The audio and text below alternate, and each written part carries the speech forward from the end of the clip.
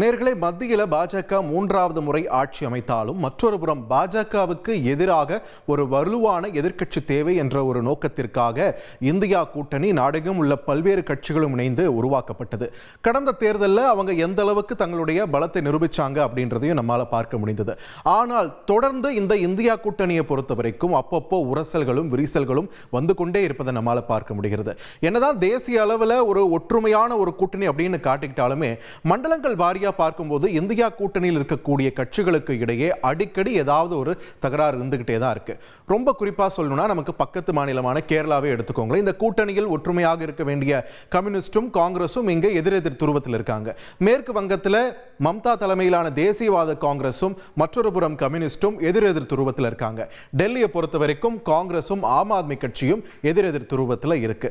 இந்த மாதிரியான வேற்றுமைகளுக்கு இடையே தான் இந்தியா கூட்டணி தொடர்ந்து செயல்பட்டு வந்த நிலையில தற்பொழுது இந்த உரசல்கள் அதிகமாகி இருப்பதால் கூட்டணி கட்சிகளுக்கு இடையேயான விரிசலும் அதிகமாக இருக்கக்கூடிய ஒரு சூழலை பார்க்கிறோம். அந்த வகையில் தற்பொழுது ஆம் ஆத்மி வெர்சஸ் காங்கிரஸ் என்ற ஒரு நிலைமை டெல்லியில மிக மிக தீவிரமாக மாறி இருக்கிறது. இரண்டு கட்சிகளுக்கு இடையேயான மோதல். சட்டமன்ற தேர்தலுக்கு தயாராகி கொண்டிருக்கிறது டெல்லி. வரும் பிப்ரவரி மாசத்துல சட்டமன்ற தேர்தல் டெல்லியில நடக்க இருக்கக்கூடிய நிலையில காங்கிரஸ் மீண்டும் 3 முறை ஆட்சி அமைச்ச காங்கிரஸை அங்கிருந்து விலக்கிட்டு தான் அங்கே ஆம் ஆத்மி கட்சிக்கு ஆட்சிக்கு வந்தது. ஸோ ஆம் ஆத்மி கிட்ட இருந்து மீண்டும் ஆட்சியை கைப்பற்ற வேண்டும் அப்படின்ற ஒரு முனைப்பில் காங்கிரஸ் செயல்பட்டு கொண்டிருக்கிறது. இன்னொரு பக்கம் ஆன்டி இன்கம்பன்சியும் தாண்டி மீண்டும் ஆட்சி அமைக்கணும் அப்படின்ற ஒரு முனைப்பில் ஆம் ஆத்மி கட்சி செயல்பட்டு கொண்டிருக்கிறது. இன்னொரு பக்கம் நாடாளுமன்ற தேர்தலில் பெருவாரியான வெற்றியை பெற்றாலுமே சட்டமன்ற தேர்தலில் தொடர் தோல்விகளை சந்தித்துக் கொண்டிருக்கக்கூடிய பாஜக இந்த முறை ஆட்சியை பிடிக்க வேண்டும் அப்படின்ற ஒரு முனைப்பில் இருக்கு. ஸோ மும்முனை போட்டி அங்கே உருவாகி இருக்கிறது. இந்த போட்டி களத்தில் பார்த்தீங்கன்னா அதிகமாக விமர்சிச்சுக்கிறது எந்தெந்த கட்சிகள்னு பார்த்தா இந்தியா கூட்டணியில் ஒன்றாக இருக்கக்கூடிய ஆம் ஆத்மி மற்றும் காங்கிரஸ். ஆளும் ஆம் ஆத்மி அரசுக்கு எதிராக தொடர்ந்து காங்கிரஸ் கடுமையான விமர்சனங்களை முன்வைத்து வருகிறது. கடுமையான ஊழல் குற்றச்சாட்டுகளை முன்வைத்து வருகிறது. அதுக்கெல்லாம் முத்தாய்ப்பா காங்கிரஸ் கட்சியுடைய பொருளாளராக இருக்கக்கூடிய அஜய் மக்கான் என்ன சொல்லியிருக்கார்? அரவிந்த் கெஜ்ரிவால் ஒரு ஆன்டி நேஷனல் அப்படின்ற வார்த்தையை விட ஆம் ஆத்மி கொந்தளிச்சு போயிருக்கு.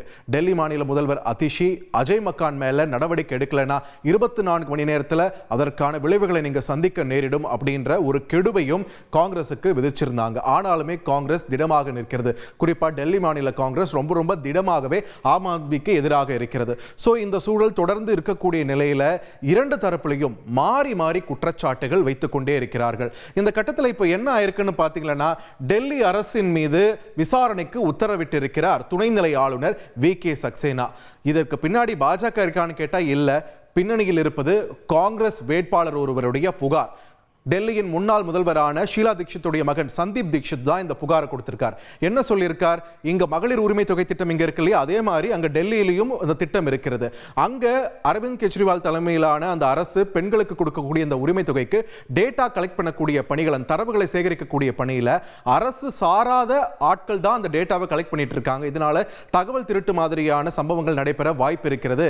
எதற்காக அரசில் சம்பந்தம் இல்லாத ஆட்கள் அந்த டேட்டாவை கலெக்ட் பண்ணணும்? இந்த மாதிரியான குற்றச்சாட்டுகளோடு சேர்ந்து தன்னை உளவு பார்க்கிறது ஆம் ஆத்மி கட்சி அப்படின்ற ஒரு விஷயத்தையும் சந்தீப் தீட்சித் புகாராக பதிவு பண்ண துணைநிலை ஆளுநர் இப்போ விசாரணைக்கு உத்தரவிட்டிருக்கிறார். அதுக்கு ஆம் ஆத்மி தரப்பில் என்ன சொல்லியிருக்காங்க? மீண்டும் சிறைக்கு செல்ல நாங்கள் தயார். ஆனா இந்த புகாரை பாஜக நேரடியாக கொடுக்க தைரியம் இல்லாம காங்கிரஸ் மூலமா தன்னுடைய வேலையை சாதிச்சுக்குது, அதுக்கு காங்கிரஸ் துணை போகுது அப்படின்ற ஒரு குற்றச்சாட்டை அரவிந்த் கெஜ்ரிவால் வலுவாக முன்வைத்திருக்கிறார். ஸோ ரெண்டு தரப்புல என்னென்ன குற்றச்சாட்டுகள் பிரதானமா இருக்குன்னு பார்த்தீங்கன்னா, ஆம் ஆத்மி என்ன சொல்றாங்க?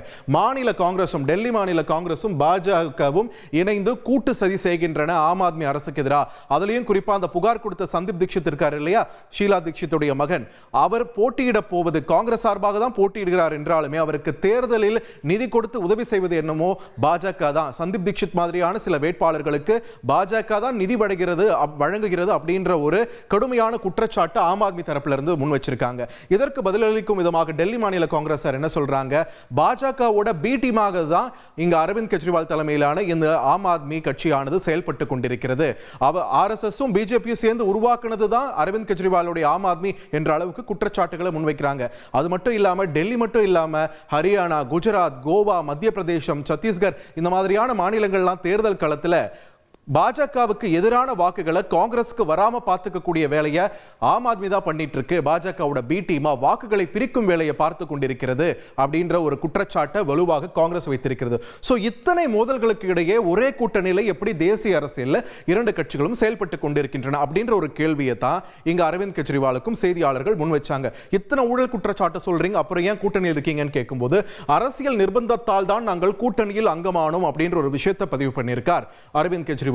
அதே நேரத்தில் இன்னொன்னு அவர் என்ன சொல்லியிருக்கார், அப்போ காங்கிரஸோடைய இந்த ஊழல் குற்றச்சாட்டுகள் உங்களுக்கு உறுத்துதுன்னா நீங்க பாஜகவோட சேரலான்னும் போதே பாஜக மீதான விமர்சனத்தையும் அங்கு வைக்க தவறவில்லை அரவிந்த் கெஜ்ரிவால். அதே நேரத்தில் இந்தியா கூட்டணியிலிருந்து காங்கிரஸை நீக்க வேண்டும் அப்படின்ற ஒரு விஷயத்தை முன்னெடுத்திருக்காங்க ஆம் ஆத்மி கட்சியினர். இது சம்பந்தமாக கூட்டணியில் இருக்கக்கூடிய பிற கட்சிகளிடமும் நாங்க பேச போறோம் அப்படின்ற ஒரு விஷயத்தை டெல்லி முதல்வர் அதிஷி வலுவாக பதிவு பண்ணியிருக்கிறார்கள். இந்த இரண்டு கட்சிகளுக்கும் இடையேயான மோதல் ரெண்டு தரப்பினரையும் கொதிப்படைய செய்திருக்கிறது அங்க டெல்லியில. இந்த நிலையில ஆம் ஆத்மியோடைய இந்த அதிரடி நிலைப்பாடுக்கு கூட்டணியில் இருக்கக்கூடிய பிற கட்சிகள் என்ன சொல்றாங்க அப்படின்ற ஒரு கேள்வியும் இங்கு வலுத்துக் கொண்டே போகிறது.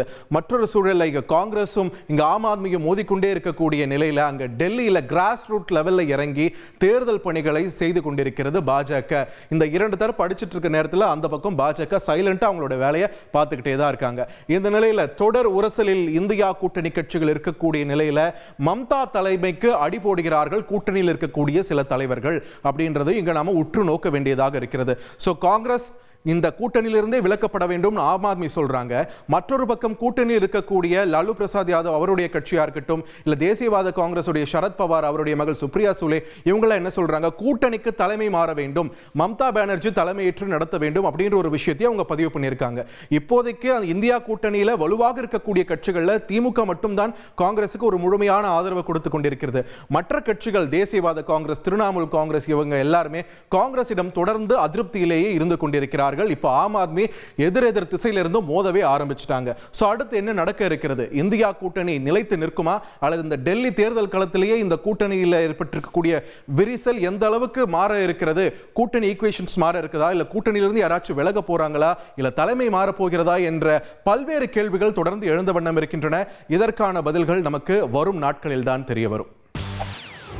செய்திகளை உடனுக்குடன் தெரிந்து கொள்ள உடனே சப்ஸ்கிரைப் பண்ணுங்க.